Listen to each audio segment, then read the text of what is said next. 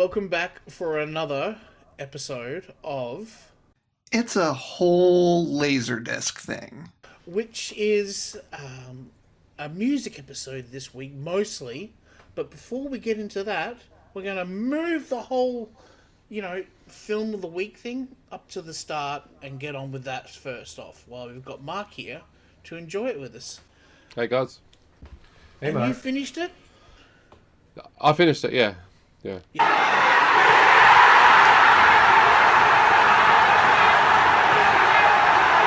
I couldn't not do a review on it and not finish it.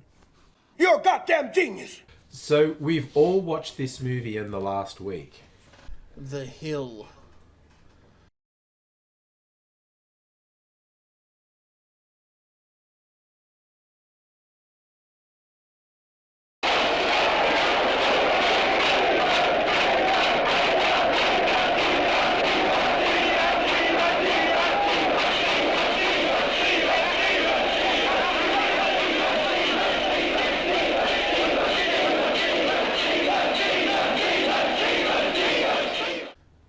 Going up and down that little hill. See, I thought this was a war movie about soldiers going up a hill, and trying to take the hill.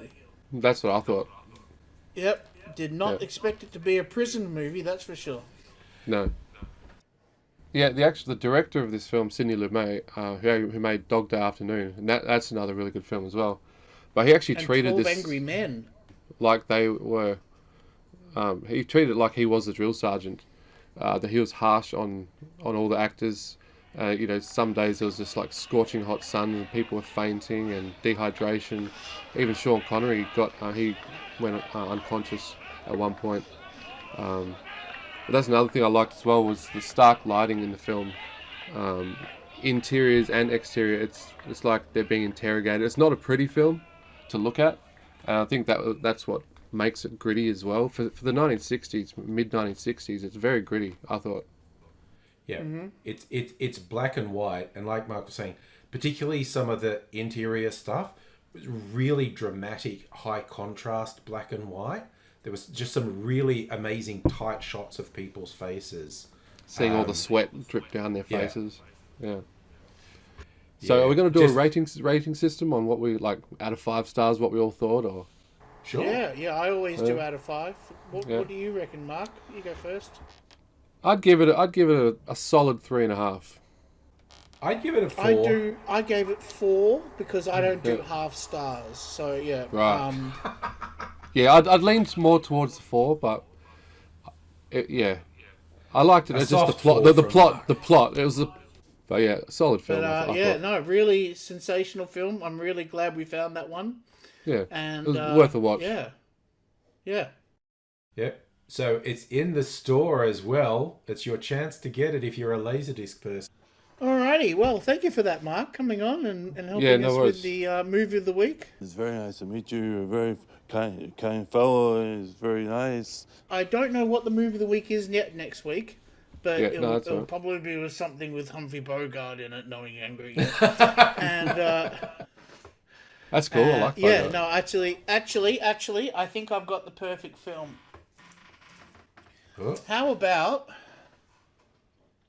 Sabrina. The original Sabrina? Bogey doing a rom-com. Let's meet our softer sides. Yes. Let's make this scale movie opposite. Of the week. It's the absolute opposite of the hill. So yeah. I'll do it. It really is. Oh my god. You almost made me choke on my drink when you said it's the opposite of the hill. It's the ditch.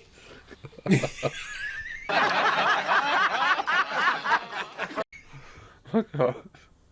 Say the line, Bart!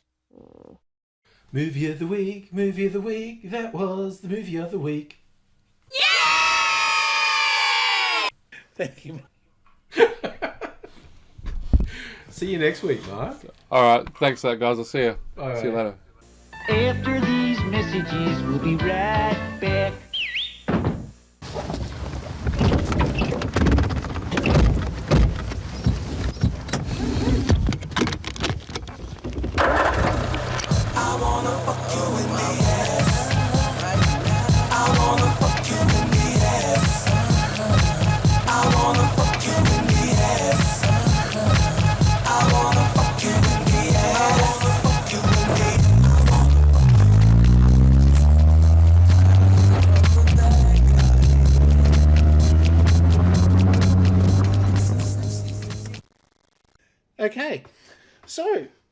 here we go. Now let's do the main section.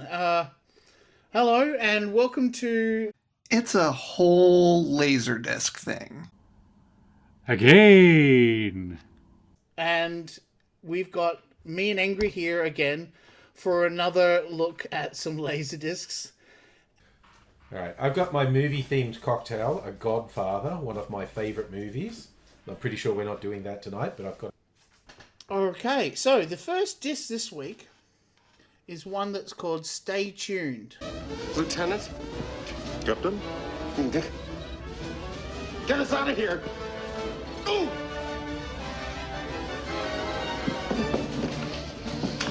Lasers on, torture.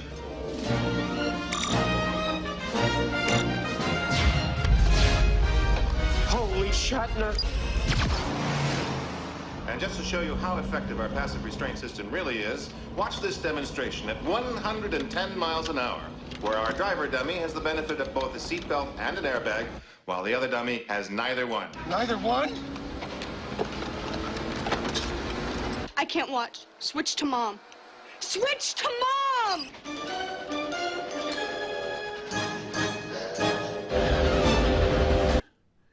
With John Ritter and Pam Dorber.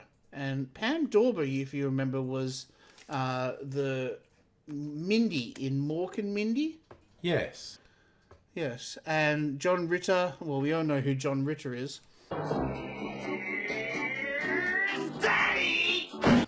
And this he was was in an early everything. 90s movie.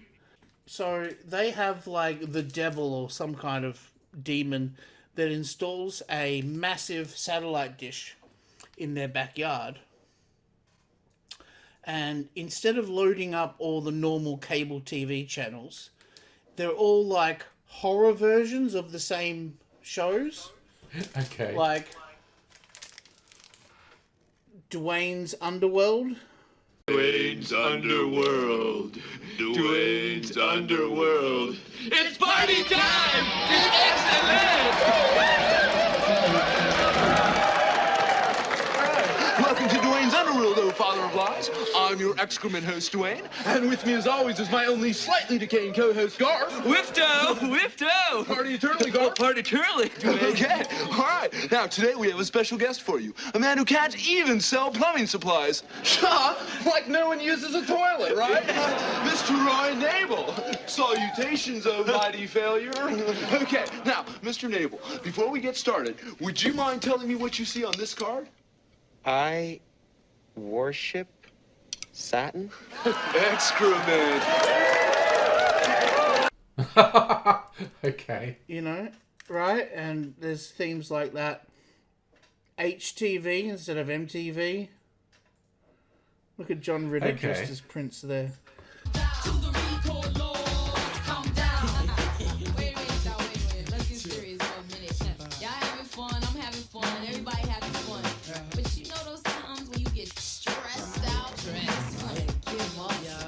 Everybody has a time in their life when things doesn't always go right.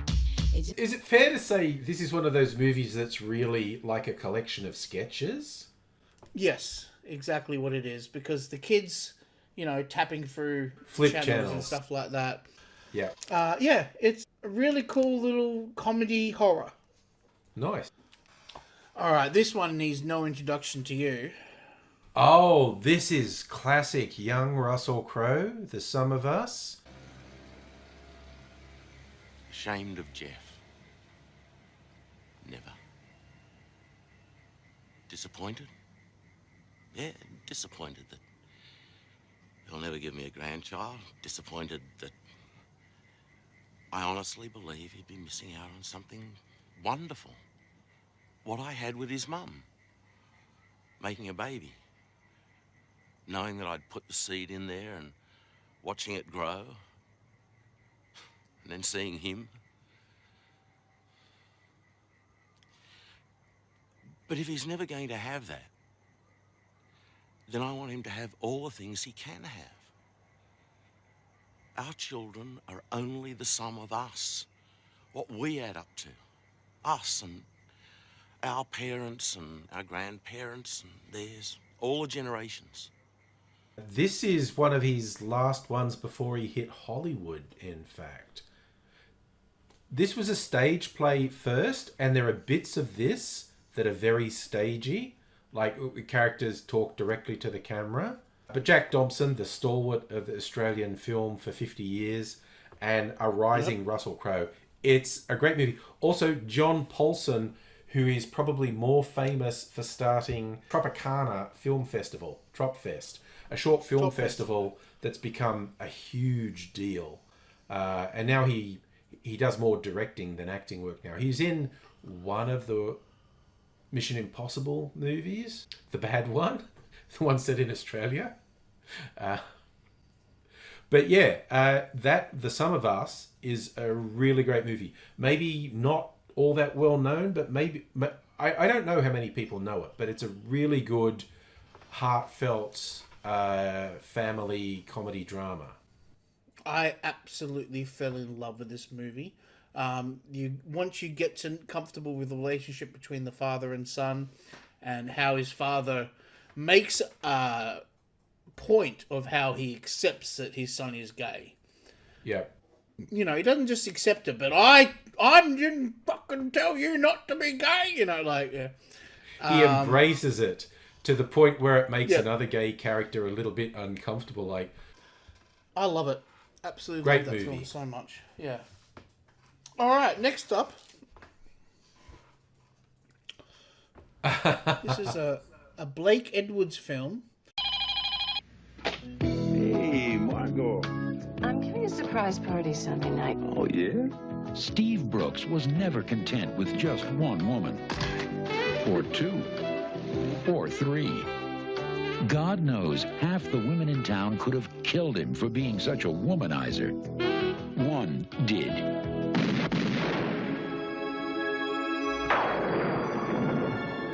But heaven wasn't ready for a guy like this. So God sent him back and gave him one more life to live. The only catch is, he's got to live it. As a blonde. Some woman screaming her head off up in Brooks' apartment. Again? Starring Ellen Barkin and Jimmy Smiths from Beverly... no, sorry, not Beverly... NYPD Law. Blue. L.A. Law as well, yes, he was too, yes. I always remember from NYPD Blue. So it's basically, he's a man who, fucks over a lot of women and stuff like that. So they're like, okay, you can go back, but this time you're going back as a woman and you've got to find someone that will fall in love with you. And, because he's a man on the inside and such a manly man, just can't seem to get involved with another man until Jimmy Smiths comes along and woos her over, or him over. It's Freaky Friday for adults. It is, yeah. It's the whole, where's my dick gone, kind of thing, and has all those kind of jokes in it, Ellen Barkin has a lot of fun playing masculine. Like, she has a really good time. What'd you do with the gun? Who the hell are you? Oh, take a good look, Margot. They say that the eyes are the windows to the soul, huh? Look into my eyes, Margot. Whose soul do you see? It's me, Margot. Steve. One of the last Blake Edwards films as well, too. He did Pink Panther films and The Party and all that. Anyway, next movie. We have a Bill Murray movie called Larger Than Life. Road movie meets buddy comedy. Oh, and one of the pals is a pachyderm. Oh, no. Jack Corcoran is a motivational speaker that inherits Vera.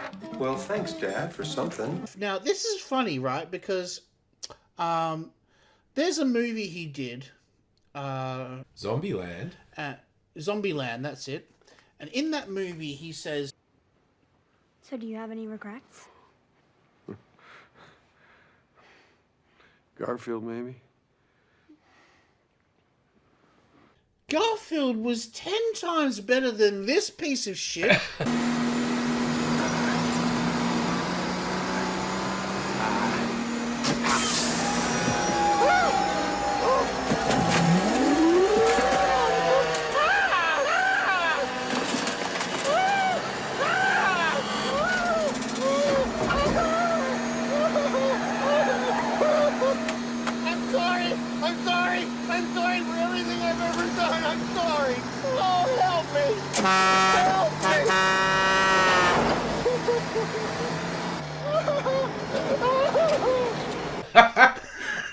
The problem is that one's so bad nobody knows it, but because Garfield is such a known property, people get the reference to Garfield. So this is he inherits an elephant, and then he has to travel across America with this elephant, and all these different things happens. You know, it's your road trip movie. Bill Murray is bringing his D game at best. Well, he's had a long career. Like, he must be up to like a 40-year career at this point. All right, well, let's move on to the next one now. Don't go too hard onto poor Bill.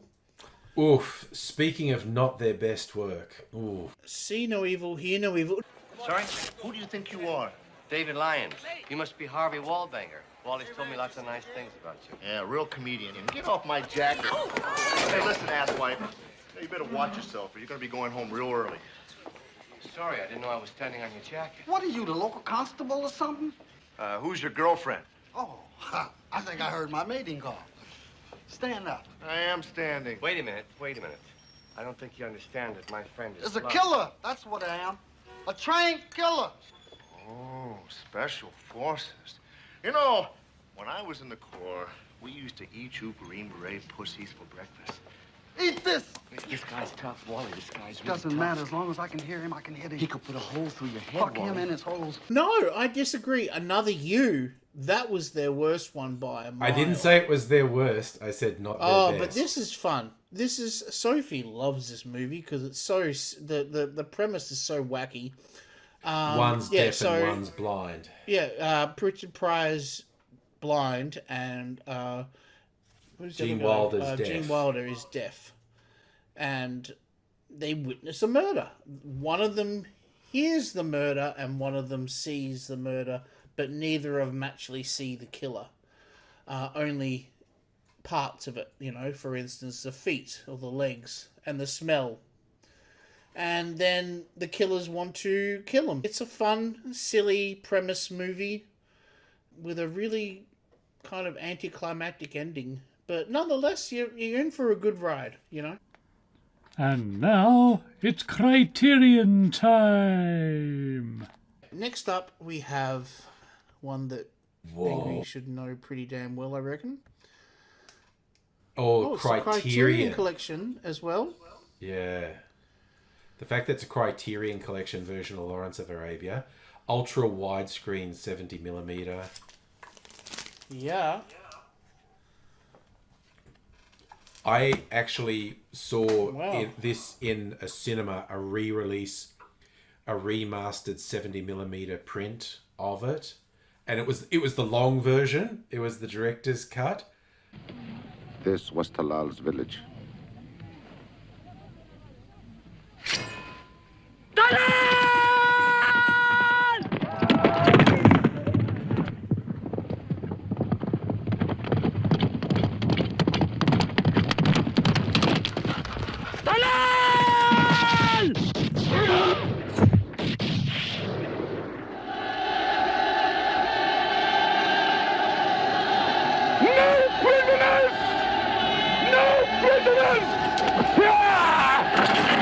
Beautiful film, need I say more. Peter O'Toole was incredible.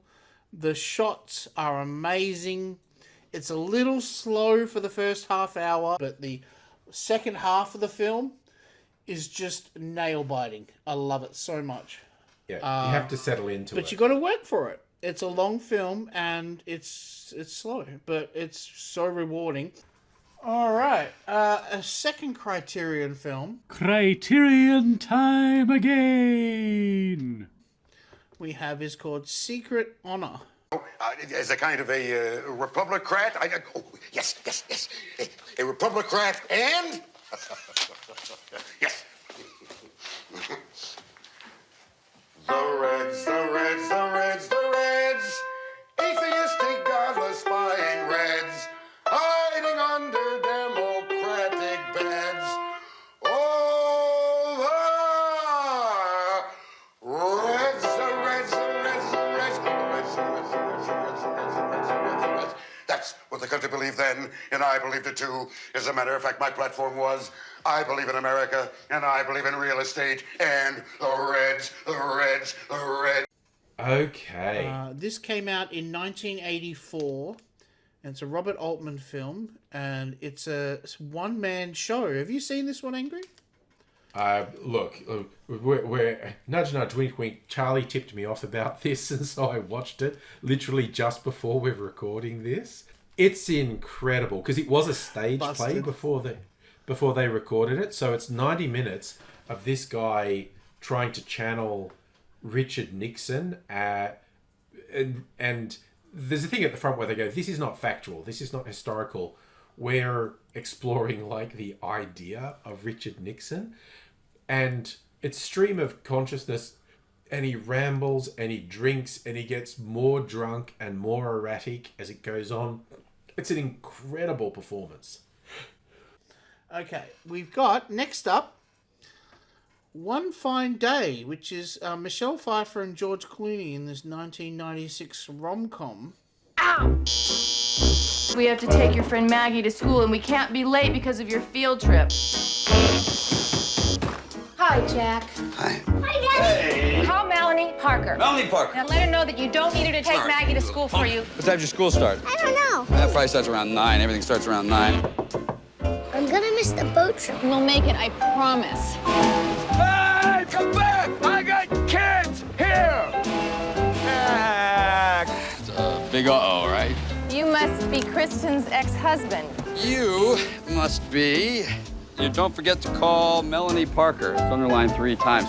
Taxi! Wait! There's this guy who has not only ruined my day, but Sammy's as well. My mom hates your dad. So, my dad hates your mom. Just want to know if you're wearing panties. Huh? This is a quite schmaltzy one too. It's cute. I remember this movie. I have seen it.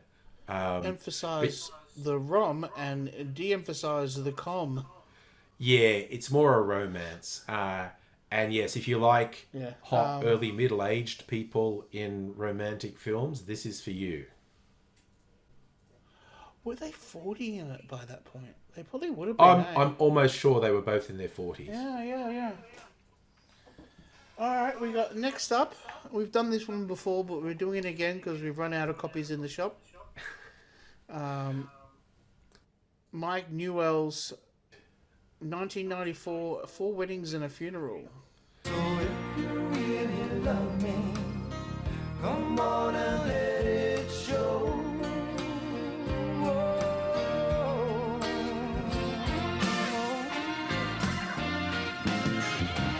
You know I love you, I always will.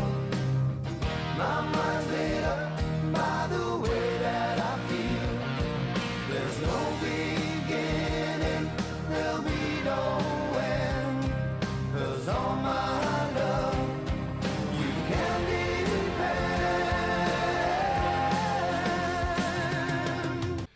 And that is peak Hugh Grant floppy hair era. Yeah, and it's a great. It is the epitome of a British rom-com at its best. I think it's a genuinely good movie. It really started a run of Richard Curtis films, which took over British comedy romance films for the next 10 years. As long as you haven't forgotten the rings. No.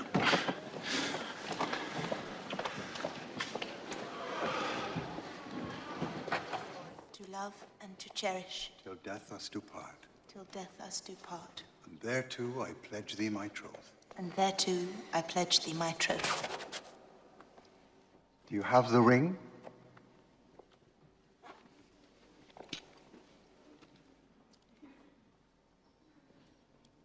With this ring I thee wed. With this ring I thee wed. With my body I thee worship. With my body I thee worship. And with all my worldly goods I do thee endow. And with all my worldly goods I thee endow.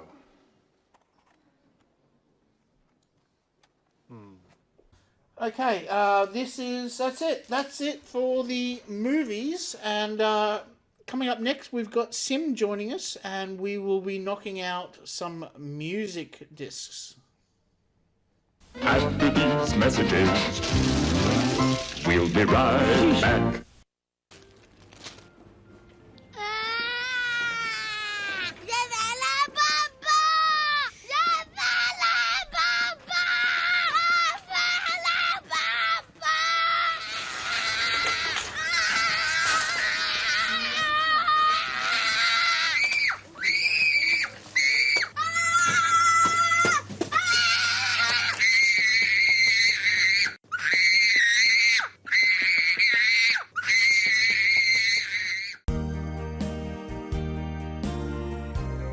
Hello, are you an old white person who wants to be comforted and hear things from your younger days?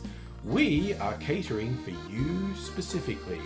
All the greats, and I mean the greats, from the 70s and 80s, we've got them for you.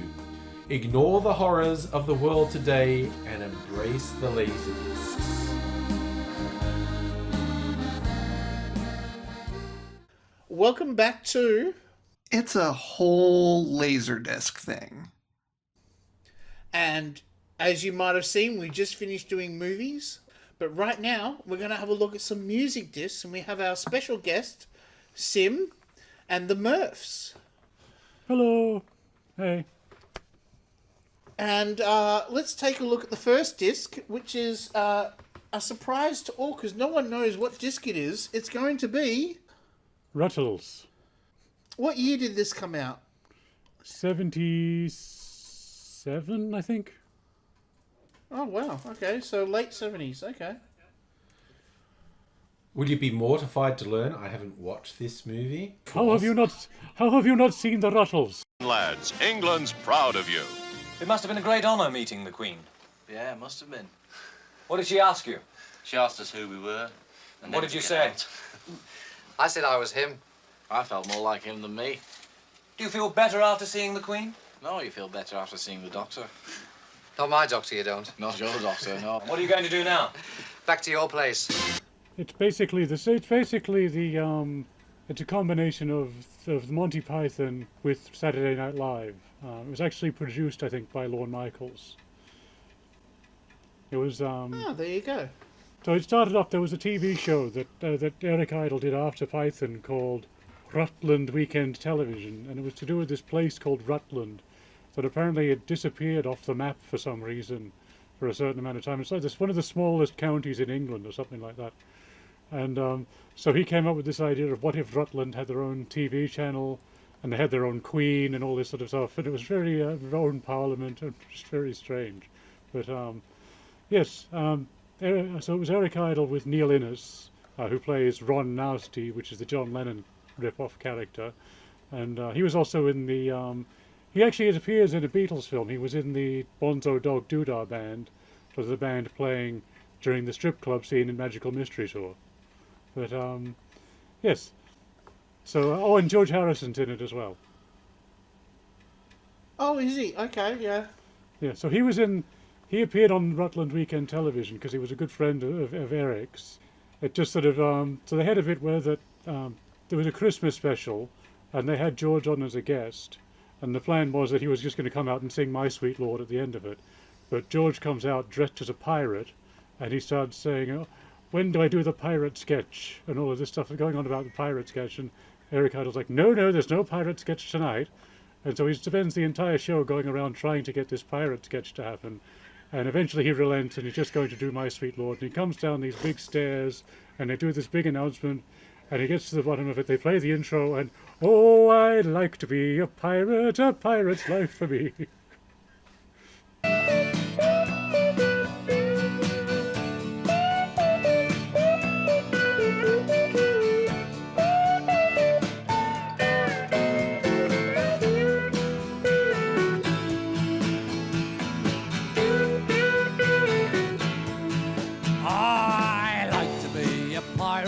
A pirate's life for me. All my friends are pirates and they sing the BBC. I got a jolly Roger. That's fantastic. Yeah. No, I really liked it. It was a fun movie. I loved all the references to all the parody things. They never lay off the Beatles all the way through. It's great. And 3 of the Beatles loved that film. 3 of the Beatles loved it, 1 of them hated it. Oh, I bet it was John that didn't like it. No, he loved it. Even Yoko loved it, and the Yoko character in it is a Nazi, but she still liked it. Nasty, meanwhile, visited an exhibition of broken art at the Pretentious Gallery, Soho. The art exhibits had all been dropped out of tall buildings and then put on display. Amongst the little piles of rubble, Nasty found the artist herself, Chastity, a simple German girl whose father had invented World War II. Chastity fascinated him with her destructo art. They talked all through the night as she outlined her plans to drop artists out of planes. The one that didn't like it was Paul. Because oh, wow. The weird thing is that Linda McCartney loved it, but Paul McCartney hated it. And Eric Idle's theory on this was that because that he was playing the Paul McCartney character, Doc McQuickley, and he felt that maybe he got too many of Paul's little idiosyncrasies and goofiness down that Paul was probably a bit embarrassed about, but were quite endearing to Linda. So, yes. Yep. Fantastic. All right, let's move on to the next one. The next one is the Eurythmics' Sweet Dreams, the video album. Sweet dreams are made of these. Who am I to disagree? I travel the world and the 7 seas. Everybody's looking for something. Nice. This was a live concert at a kind of very small gay club at the time. This is before they went full blown commercial. They were a bit more of a kind of indie band at the time. Good songs though. That era has a lot of good songs. Yeah, in the middle especially, it breaks up the concert because it's just one long concert, and then it breaks up the concert halfway through with some of the more famous music videos at the time. Savage and it's cruel and it shines like destruction. Comes in like the flood and it seems like religion. It's noble and it's brutal, it distorts and deranges, and it pinches you up and you're left like a zombie. And I want you, and I want you, and I want you so inside obsession. Very, very cool. Kind of very indie Laserdisc compared to what happened to, you know, them by the... After 82, they really kind of started selling out and becoming big with the, you know, popularization, popularist. I don't think they really sold out. I think that the rest of the world just sort of caught on to what they were doing, and it became the popular Oh no, sound. their music changed a lot after Later this on a bit, stuff. but I think that they were Yeah, still... compared I think to- they always stayed fairly true to who they were. I guess you I think disagree a with that. significant turning So- point in their music style and popularity was Would I Lie to You? That album was so different. That's this album, I think, has Would I Lie to You on it. Yeah, that's the opening track. They were commissioned to do the soundtrack for the movie 1984, and they made that album, and the film people went, "Are you joking? This is unusable. What the hell?" I think that they leaned more because they started out. Their previous group was the Tourist, I think, and they Broke up while on tour in Australia. Yes, I think they'd appeared on Countdown, and Wagga Wagga was too much for them at that point. They packed it in. But the music they were doing then was more sort of that sort of soul-inspired music, a blue-eyed soul with a modern twist, with a sort of very modern, what you'd call the UK mod scene thing. But I think they went more into that on that album. Okay, let's move on, shall we? I have no idea about this one, so we're just going to quickly show it. I suspect it's a A jazz swing festival. festival. Or swing, yeah. It's only $2.50 if you buy it with another $5 disc. So Hey, you like swing music? get on to that jazz This is swing stuff. If you're having a cocktail party, have that on in the background. Bit of swing going on. Next we have Madonna, Ciao Italia, live from Italy, 1984. Ooh. So this is just on Quite the early. release of Holiday and stuff like that. It's all the True Blue album stuff. So we got Lucky Star and Papa Don't Preach. You know, the really early stuff. I heard that there's somewhere in the world there's an Indian restaurant called Papadum Preach. Papadum Preach. I can't see Madonna without thinking of the closing line from the Weird Al movie, Weird. Madonna Ciccone is still at large.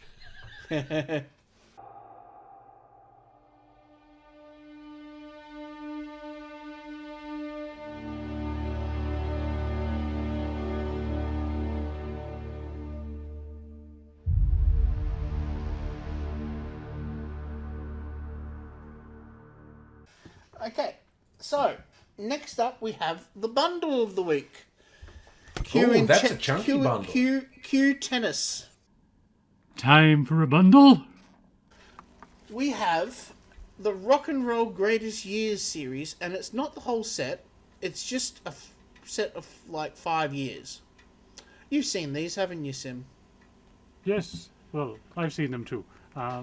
Yes, they're really good. They had them on VHS as well, and we used to rent them all the time. And when we got into Laserdiscs, we managed to get quite a few of them.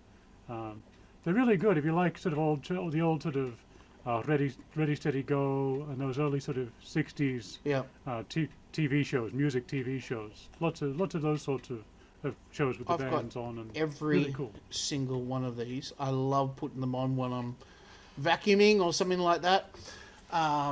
So they're basically jukebox discs. They're, you put them on and they have a selection of songs from that year, music videos. And so we've got 1964, Volume 1, because there's 2 volumes to that, but there's only Volume 1 on this. 1965, that only had 1 volume. 1967, and that's a Volume 2, no Volume 1 on that. 1968, I think this one has the... Oh no, that must be 7. Yeah. The Jimi Hendrix Experience, When the Wind Cries Mary, makes my hair stand up on this one. I really loved it. And the wind, it cries Mary.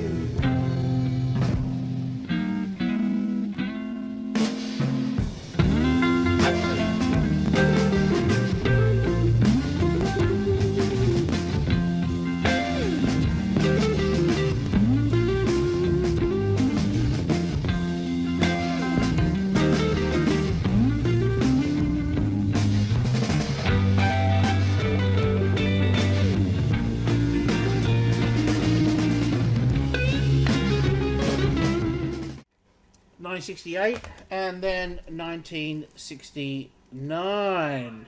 Nice. The funny year. Nice. Be a lot of very rare footage on those too, because a lot of that stuff, the BBC wouldn't keep it, and the stuff like that when they were released on that was probably the only time you could see that footage, and the Laserdisc version might actually be the best quality out there of some of those. So you've gone from music to enjoy with friends to music that if you put on you won't have any friends. We have Harry Connick Jr. Well, it's music. Harry Connick Jr. was kind of the guy that had his career stolen by Michael Bublé. But yes, he did. Yes. So this is just a collection of like jazz or swing standards, songs like "It Had to Be You" and stuff like that. One Last Pitch. It's pretty bland. It's for white people who like jazz. It's like I said, he was the original Michael Bublé, but he had more talent than Michael Bublé. Oh, definitely. He's also really good piano player. Just in a dark alley knife fight between Harry Connick and Michael Bubbles, Bubbles is going down. I don't know, Bubble can fight. Okay, moving on, we have Ricky Lee Jones. Wow. You're piling on the stuff for old white people tonight. But Ricky Lee Jones, much more respectable artist than Harry. honestly. Ricky Lee Jones, 70s and early 80s classic artist. Well, because Harry does mostly covers, you know. He does write some of his own stuff, but it is mostly the old standards. Yeah. Yeah, Harry's much blander than Ricky Lee Jones.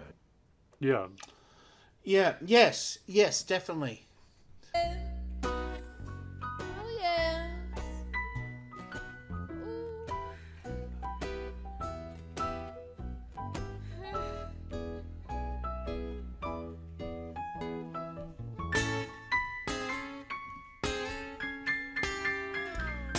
Saturday night there was a terrible fight between two dames that were losing the same game. It wasn't clear, but I heard that somebody was looking for some easy money.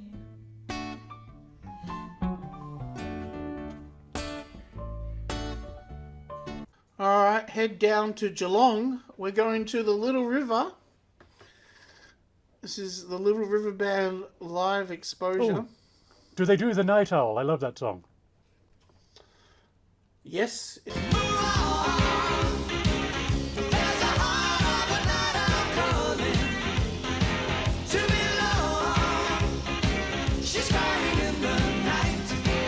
You're really laying it on for old white people tonight. It's just... I say this as an old white person.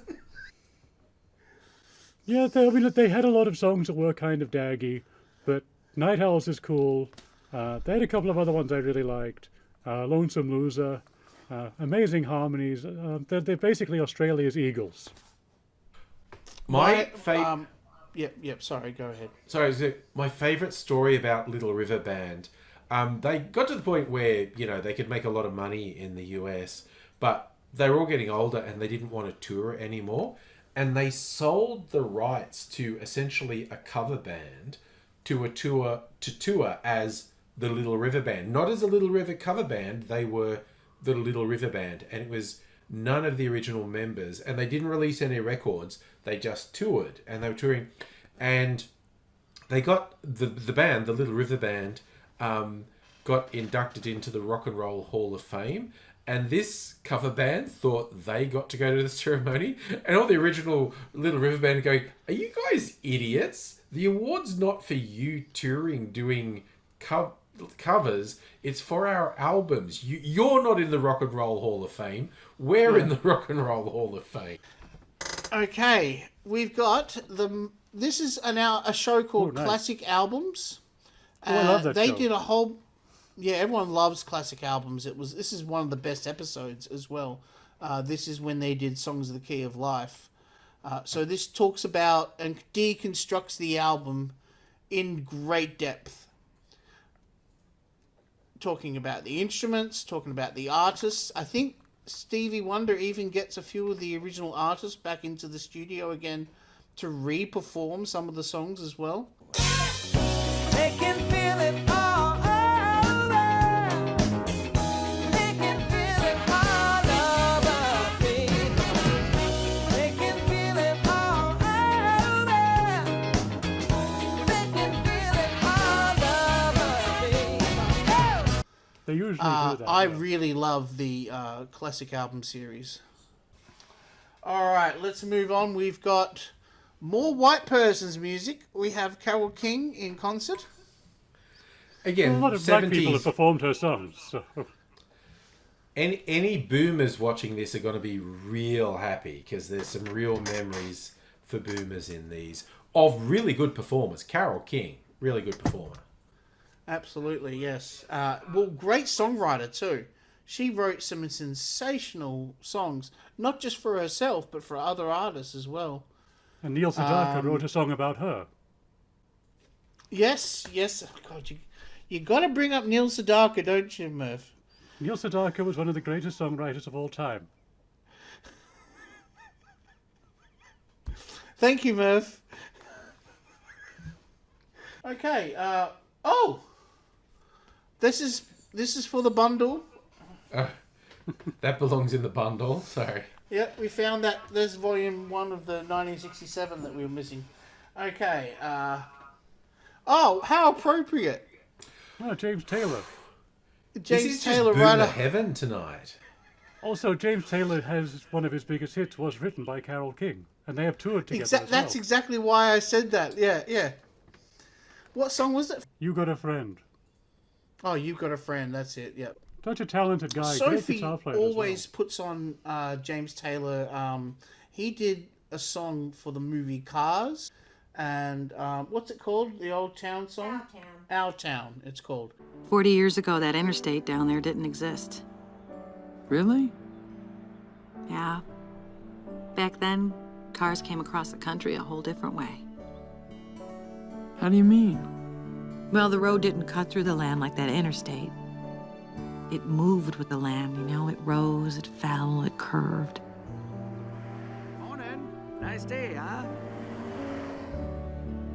Cars didn't drive on it to make great time. They drove on it to have a great time. Long ago, but not so very long ago, the world was different. Oh yes, it was. You settled down and you built a town and made it live, and you watched it grow. It was your town. What happened? The town got bypassed just to save 10 minutes of driving. Time goes by and time brings changes, and you change too. He's a great songwriter, great performer, great guitar player as well. That sort of his finger-picking style that he does is quite difficult to do, and he's just a master at it. You know what it reminds me of? You remember the Simpsons episode when Homer went to space? Yes. Listen, Aldrin, I'm not as laid back as people think. Now here's the deal. I'm going to play, and you're going to float there and like it. Whenever it gets a bit further, flying machines and flying funny. safely through the air. Gotta go. Okay, next up we have the Bee Gees. All for One tour. More great harmonies, much like we were talking about with the Little River Band earlier. Stop it, angry! It's just Boomer Heaven. Everything you were like, More wow. boomerish every time too. Old white people are going to love this episode. This is the One for All tour. I think it was actually filmed in Melbourne. Maybe. Possibly. I think that's the same show they later re-released on Blu-ray, but they released it as a standard definition Blu-ray. Recorded live at the National Tennis Centre in Melbourne in 1989. Yeah, tennis. Here's one for tennis. Murph, you showed me one of these Bee Gees songs that I had never heard, and it was right at the end of their career. Yeah. And it This was is a where music I video. came They're in. in a caravan. This Yes, is we where couldn't I show began. that on the That's show. right. We had to show a live performance. But yeah, there's a caravan and...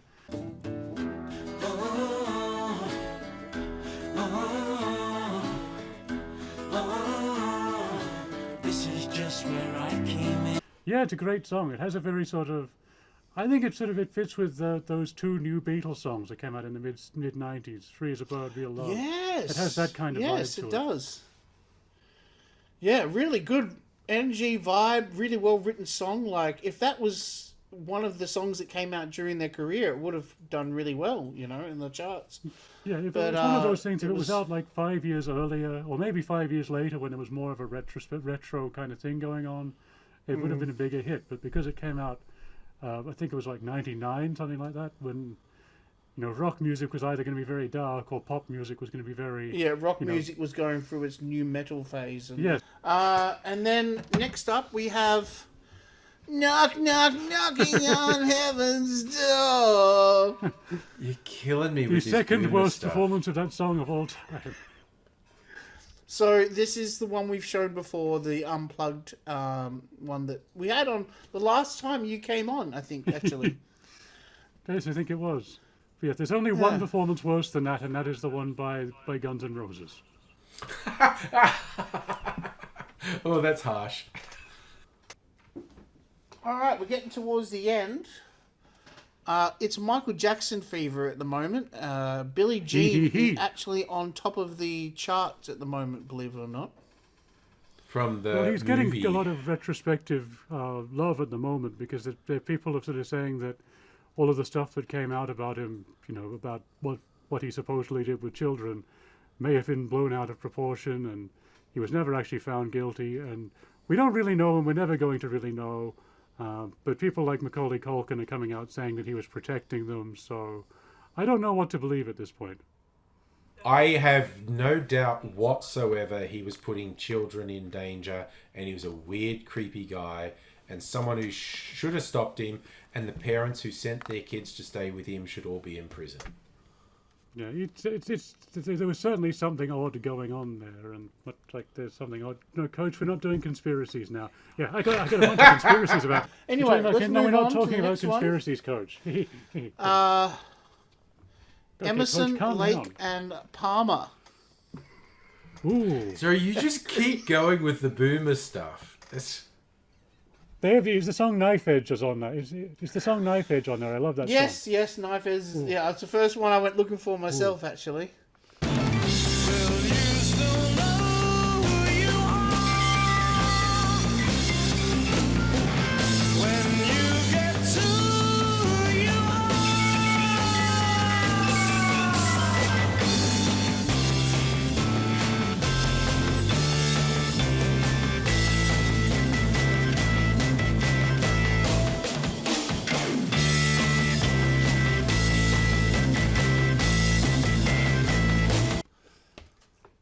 Anyway, yeah, so we have 3 more to go, so we'll knock them out quickly because we're running out of time. This is actually the Laserdisc this time. Yes, it was a record last time. Yeah, it turned out it was the record, but I've checked it, and It's a it also Laserdisc. has, the word Laserdisc there, which is the key feature when you're looking for a Laserdisc is... Well, you should that's look, a maybe dead giveaway. look at the disc inside the cover. It may still be a record. Make sure it's shiny and silver, it's not a black Laserdisc, vinyl. yeah. The hole's too big. That's what she said. And, yeah, I'm a sucker for the boxer. That's what she said. Especially on the bookends version with the violin.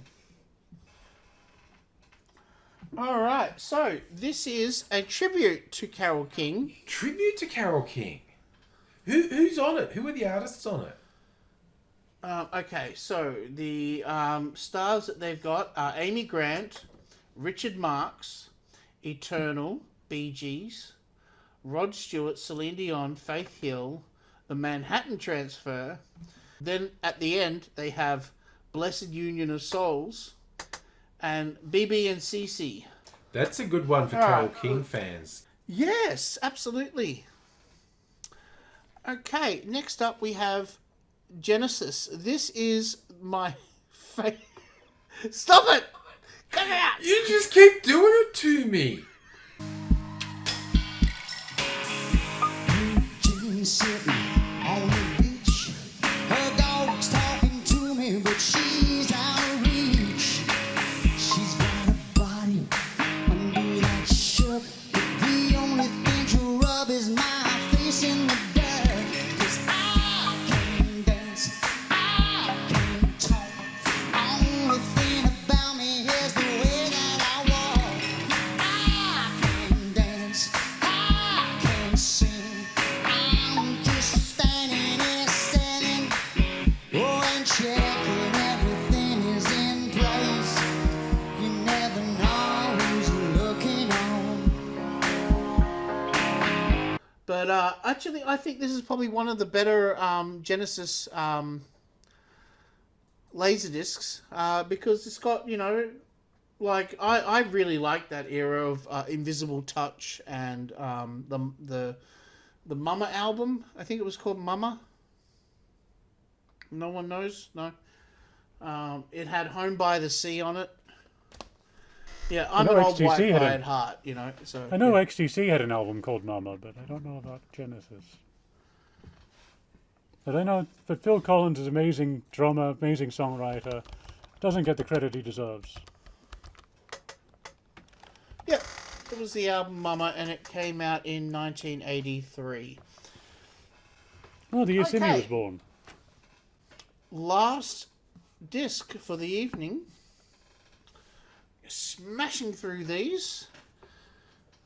America Live in Central Park. Well, I keep on thinking about you. Return golden years of Christ. And I just can't live without you. Can't you see it in my eyes? I've been more correspondent. I've been too hard to find. But it doesn't mean, girl, you ain't been on my mind. Will you meet me in the middle? Will you meet me in the middle? Will love be just a little? You think nothing so big. Well, I tried to fake it. I know like saying I just can't make it. It goes like this. More I old didn't white know people. they had a Live in Central Park. I don't know how they must have used some kind of special folding technique to get it all in there, you know. Yeah, it's meta. All of America in Central Park. Yeah. I like America. My mum loved that song Tin Man.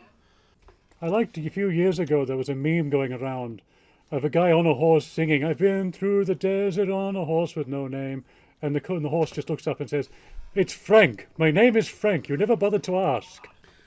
I always thought it was a bold call to just call your band America. I went, okay, sure, you just do it. You're America. Why not? I actually own one one America album, and it's called Silent Letter, and I just bought it because it was produced by George Martin. Yes, he produced a few of their records, Yeah. I think. Oh, I don't know. I just know that one was, and it's a very high energy album. It's great. Just pop the needle on, and yeah, it really kicks into gear straight away. It's good.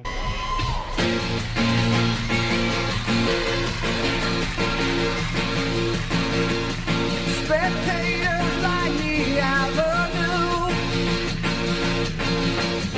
The players step out right on cue. And every night just seems the same. Nameless faces play their game. The midnight gamblers place their bets. The tightrope walkers check their nets. Then comes the queen of broken hearts. This is the way it always starts. Find this my love for the evening. Keep the love they found. Losers lose and wind up weeping. But it's the only game in town. Yeah, so that's our lineup tonight of or today, or this afternoon, or this morning, or Whenever you're watching it, you next might be week. watching it morning, afternoon, or night. But I just want to stress yet again, if you're an older white person, go to Home for the Elderly. We got you covered with all your favourites. And stay tuned next week as we review Sabrina. Yes, we're going to Movie of the Week next week will be Humphrey Bogart doing a romantic comedy. I've never seen this. I'm going to watch it specifically to review it next week. I've been watching some classic Bogart over the last month or two, but this is a new one to me. Really looking forward to it. So yeah, check out the latest video by Angry Aussie. He did a really good book movie video this week, so check it out. And yeah, if you are musically inclined, then Sim does a show where she looks at music. This week we're in the middle of a 3-part special looking at really obscure #1 hit songs and the bands that made them and what they did before and after. A bit like It's Todd my in show. Shadows, but we don't say that. There will be a link below to her channel, and check out the 3-part special. Do them in separate parts because they are epic, long features, you know. I think they're now about an hour and 20 minutes each, the 3 parts. Each. So yeah, take it a song at a time. That's what I do. Yeah. All right. See you next time, guys. See you, everyone. Bye. Cheerio. Whores in this house. There's some whores in this house. There's some whores in this house. There's some whores in this house. Hold up. I said certified freak 7 days a week. Wet ass P word. Make that pullout game weak. Yeah, you effin' with some wet ass P word. Bring a bucket and a mop for this wet ass P word. Give me everything you got for this wet ass P word. Beat it up, N word. Catch a charge. Extra large and extra hard. Put this P word right in your face. Swipe your nose like a credit card. Hop on top, I want to ride. I do a kegel while it's inside. Spit in my mouth, look in my eyes. This P word is wet, come take a dive.